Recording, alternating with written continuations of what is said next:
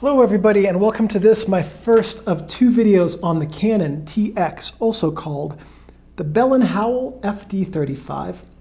So whether you have the TX or the FD35, the exact same camera. This is an interchangeable lens 35mm SLR. What that means is that the lenses can be taken off the camera and a different one can be put on at any time when you're not taking a picture without ruining your film. And 35mm means it takes 35mm film. And single lens reflex means it has one lens. The light from the lens travels up to a mirror, through a prism, and to your eye. This is the reflex system. This has a center-weighted meter, which means that roughly what's inside of my fingers here will provide the majority of metering data. And that basically, if you have something really dark in the middle or really bright in the middle, it's going to bias your meter. So if you have a dark center, what's around it will be a little bit lighter in your image. Converse is true. If this is very bright, what's around it will be a little bit dark. But that also means that if you're taking a picture of a person, you can put their face in the center and have a pretty good exposure of them, or put their face in the center long enough to take a meter reading and then recompose your image, and you will still expose for that person's face. It has shutter speeds of 1 second to 1/500th of a second and bulb. The viewfinder has 0.85x magnification and 94% frame coverage. Now what that means is when you look through the viewfinder, what you see is 85% the size of what's going to be on the film. And 94% frame coverage means that, let's say that what you're looking at right now on the video is what's going to be on the film, then about 3% on each side and 3% on the top and bottom will be on the film, but not visible in the viewfinder. And that gives you some flexibility for cropping and image composition when you're printing in the darkroom or after you've digitized your film. The viewfinder in this is a matte field with central microprism circle.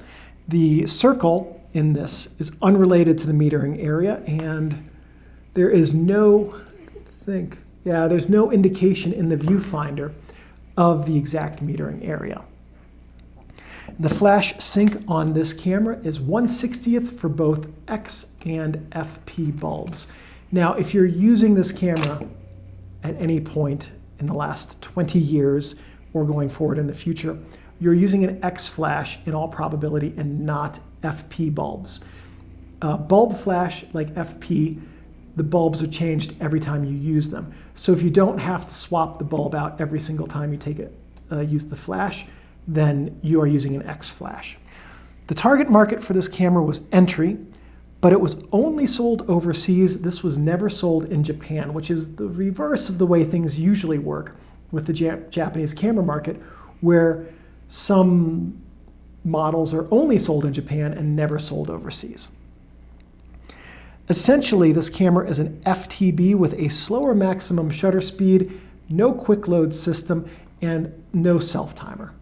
Also, this has a center-weighted meter as opposed to the FTb's 12% partial meter, because a center-weighted meter is more conducive to just easy shooting, and the majority of people who would struggle to accurately use a partial spot meter would not struggle with a center-weighted meter. And one other thing is that the stop-down lever on this does not have the ability to lock in position. You can only hold it in place. So this was made by Canon in Japan from 1975 until 1979. It was preceded by the TLB and improved on the TLB by having a hot shoe instead of a cold shoe. It was concurrent with the FTb, which I believe would be the FTbN, and some of the rangefinders like the Canon G3QL17 and 19. And it was followed by nothing directly, as there was no A-series camera with the same reduced feature set. So this is basically the end of a significant reduction in features representing entry-level cameras for Canon's SLR line. So let's go over the camera's features, and as we do, in this video we're going to talk about what everything is, and in the second video we will talk about what everything does and how to use it to take pictures. So we'll start here on the front with the strap lugs. This is what you would connect your strap, or in this case, strap extenders to. Strap extenders like this are really nice because they protect your camera's metal finish. Here we have the film rewind knob and lever. Serial number. Hot shoe. Still has its QC sticker impressively. Film plane indicator, which is used for taking detailed shots, measurements for macro shots. That little black line is your shutter speed index and tells you which shutter speed you have selected on your shutter speed dial here. You lift this outer ring to adjust your ASA. ASA and ISO are the exact same things. So if you're using 400 ISO film, you just want to set your ASA to 400. There we go. And you will get proper metering with some caveats that we'll go over in video 2. Shutter button, film advance lever, frame count window, and the index to tell you which frame you are at. On the camera's front, we have the depth of field preview lever right there, lens mount index, flash PC port, and of course the model. On the camera's side, we have the battery chamber right here, which we will look at in the second video. On the camera's back, we have the viewfinder, and we have these grooves on the side of the viewfinder that are used for accessories like diopters or right-angle viewers. On the camera's bottom, we have the tripod socket and the film rewind button. On the camera's inside, which we access by lifting up on the film rewind knob, here we have the film cassette chamber, which is where we'll put the film in video 2. Film guide rails, the external ones keep the film from moving up and down as it travels. The internal ones sandwich with the film pressure plate here to keep the film flat in front of the shutter so that everything is in focus. Shutter curtain. Film tension sprocket. This keeps the film from being pulled back through the camera because film, as it sits in the cassette for years, develops a memory. And the film in the cassette wants to pull the film that's in the camera back into it. So this film tension sprocket keeps that from happening, but it also serves an important purpose of pulling the film evenly through the camera so that your frames are all lined up properly on the film. Okay. Film take-up spool right here. These two guide rollers here sandwich the film up against the sprocket to help keep tension on it.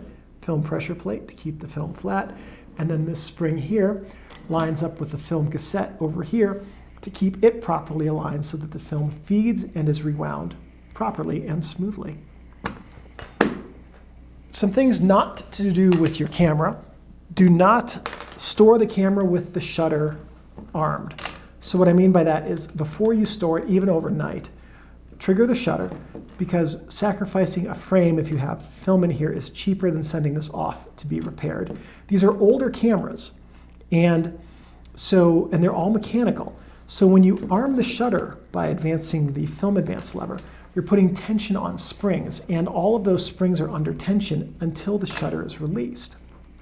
So if you store the camera with tension on the springs for long enough, they can develop a memory, and that can affect your shutter timing, or it can fatigue the springs and cause them to break and render your shutter useless. So you would have to have that repaired at that point. That's not a cheap repair.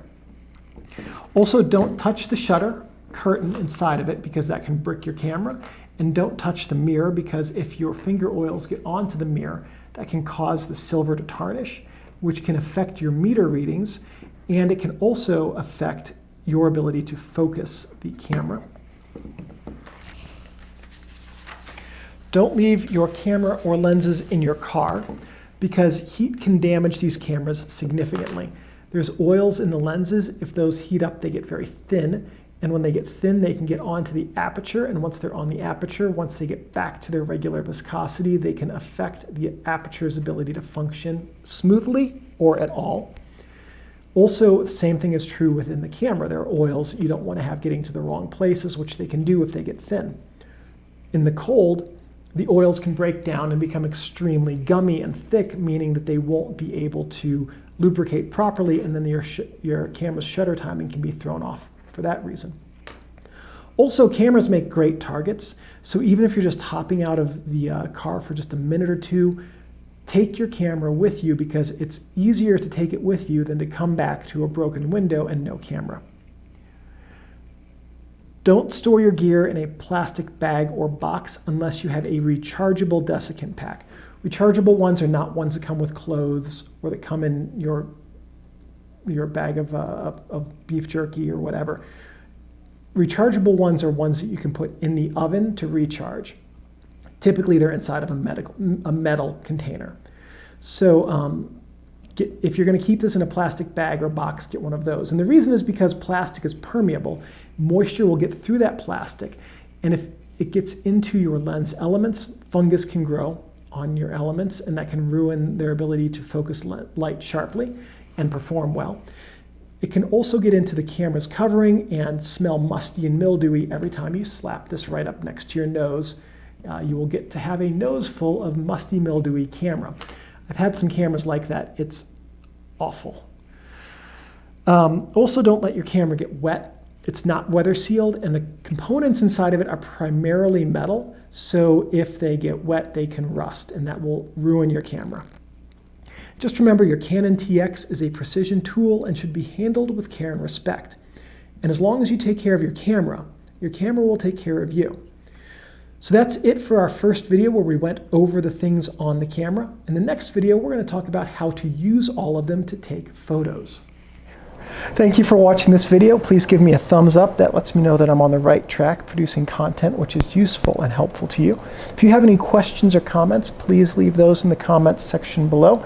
I'm pretty good about checking these every couple of days and answering questions. If you have any suggestions or ideas for future videos, and if I have the technical know-how and equipment, I'm more than happy to make those. One last thing. Thank you everyone for watching, and I'll see you in the next video. I gotta get up, Steinbeck. I have to turn off the camera.